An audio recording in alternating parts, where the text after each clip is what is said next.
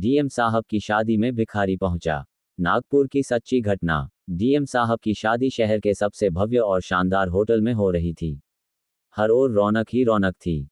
सजावट से लेकर पकवानों तक सब कुछ अत्यंत आलीशान था।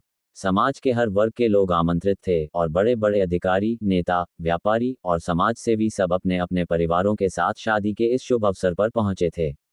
दूल्हा दुल्हन की खुशी का कोई ठिकाना नहीं था और सभी मेहमानों के चेहरों पर हंसी और प्रसन्नता के भाव थे।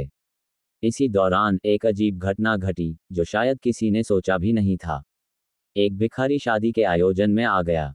उसकी पिटी हुई काली धोती, फटी सी चप्पलें और मैले कपड़े उसे बाकी मेहमानों से बिल्कुल अलग बना रहे थे। उसके हाथ में एक पुरानी सी थैली थी और वह बेतहाशा कमरे में इधर उधर देख रहा था, जैसे वह किसी से कुछ मांगने आया हो। पहले तो लोग उसे अनदेखा करते रहे, लेकिन फिर एक दूसरे से फुसफुसाते हुए उन्होंने देखा कि वह धीरे धीरे दूल्हे के पास जा रहा था। कुछ मेहमानों ने यह भी सोचा कि शायद ये कोई धोखेबाज है जो शादी की भीड़ में घुसकर मुफ्त में कुछ लेने आया है, लेकिन जब वह दूल्हे के पास पहुंचा तो उसने एक अजीब तरीके से सिर झुकाया और आदर से कहा, बाबू साहब, आपकी शादी में मैंने बधाई देने की सोची थी।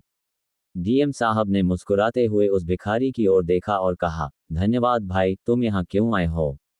भिखारी ने सिर झुकाते हुए कहा, आपकी शादी का माहौल बहुत अच्छा है बाबू साहब। मैं भी आपके इस खुशी के मौके पर खुश होना चाहता था, लेकिन जहां मैं रहता हूं वहां खुशियां दूर दूर तक नहीं दिखती। डीएम साहब ने भिखारी की बात सुनी और चुपचाप कुछ सोचा।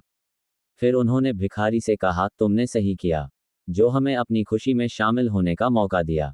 हम तुम्हारे जैसे लोगों को हमेशा सम्मान देते हैं। तुम भी हमारे साथ इस खुशी में शामिल हो। इसके बाद डीएम साहब ने भिखारी को खाने के लिए आमंत्रित किया। वह भिखारी कुछ असमंजस में था, लेकिन फिर उसने खुशी खुशी शादी के पकवानों का स्वाद लिया। अन्य मेहमानों को यह दृश्य देखकर थोड़ा आश्चर्य हुआ, लेकिन डीएम साहब का विनम्र व्यवहार और उस भिखारी की सरलता ने सभी को सोचने पर मजबूर कर दिया। शादी की रात को वह भिखारी धीरे धीरे उठकर चला गया और जाते हुए उसने डीएम साहब को धन्यवाद कहा। धन्यवाद बाबू साहब, आपने मेरी इज्जत की। मैं अपनी दरिद्रता को भूलकर आज एक इंसान के तौर पर खाना खा पाया। उस भिखारी की बातों ने डीएम साहब और उनके मेहमानों को गहरी सोच में डाल दिया। शायद समाज में ऐसे छोटे छोटे संदेश ही बड़े बदलाव ला सकते हैं।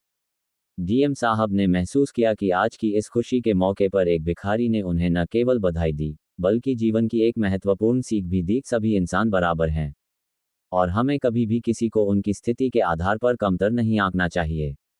इस तरह से डीएम साहब की शादी एक यादगार और विचारपूर्ण घटना बन गई, जिसमें न सिर्फ खुशी और समृद्धि का जश्न मनाया गया, बल्कि समाज के सबसे